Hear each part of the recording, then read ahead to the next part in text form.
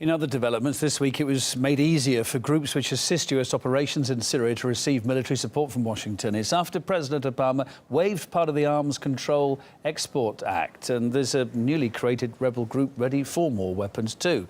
Known as the Syrian Elite Forces, they're 45,000 strong, and according to the American army, are fighting ISIL in northern Syria.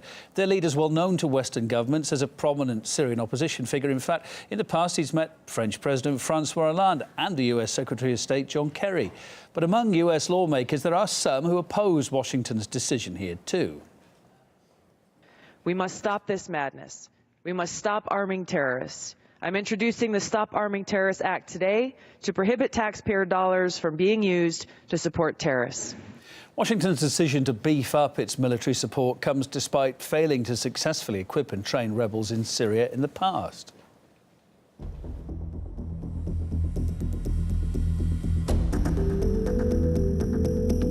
هذه بعض المساعدات الأمريكية التي ألقيت للملحدين.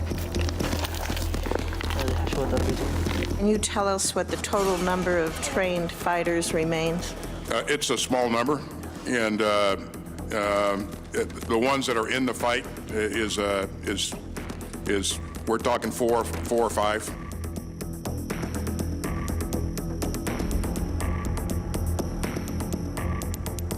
We are trying to recruit and identify people that, as you put it, can be counted on to have the right mindset and ideology, not be aligned with groups like ISIL. It turns out to be very hard to identify people who meet both of those criteria. It looks like President Obama is even loosening the standards for putting weapons into the hands of people that we don't even pretend are vetted moderates, like that fiasco with those 4 or 5 fighters that they were able to produce some months back. Now we're talking about throwing weapons out there like Christmas cookies to people that we know are terrorists. Commenting on the decision, the US State Department said that any assistance given to the rebels is carefully monitored, but they can't guarantee that their weapons won't eventually change hands. Kali Chichikan's across the story in more detail for us. The Obama administration says that the weapons are intended for Syrian rebels fighting terrorists, notably Syrian Democratic Forces, who are now working to liberate Raqqa from ISIL. The SDF has recently teamed up with around 45,000 fighters of the so-called Syrian Elite Forces, so presumably they will be getting some of the weapons. Here's one of the questions that comes up with the new influx of U.S. weapons in Syria. What will happen to these weapons after the rebels fight ISIL? Who will they be turned against?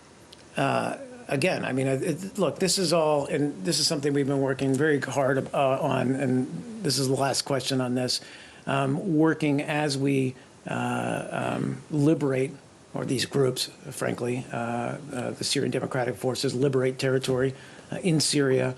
We work to bring and provide stability back into these cities. Work with local governments, local councils to reestablish stability in these areas.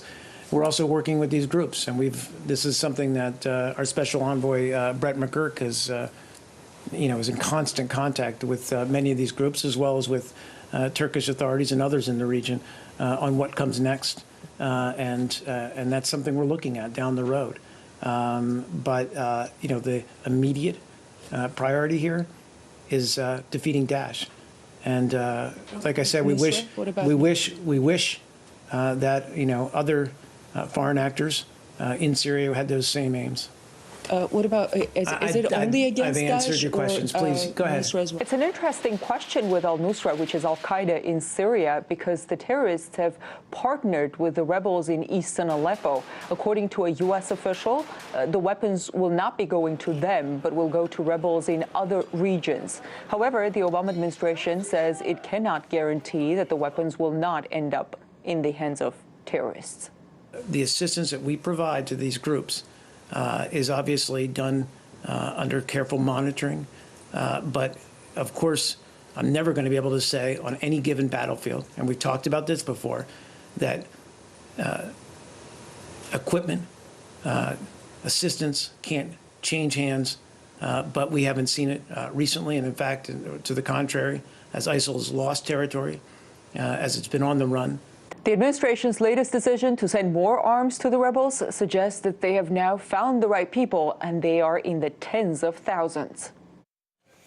There's more too. The US has also revealed its readiness now to increase its own military presence in Syria. That's from Defense Secretary Ashton Carter.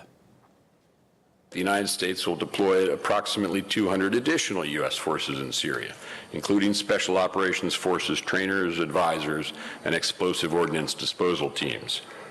These uniquely skilled operators will join the 300 U.S. Special Operations Forces already in Syria.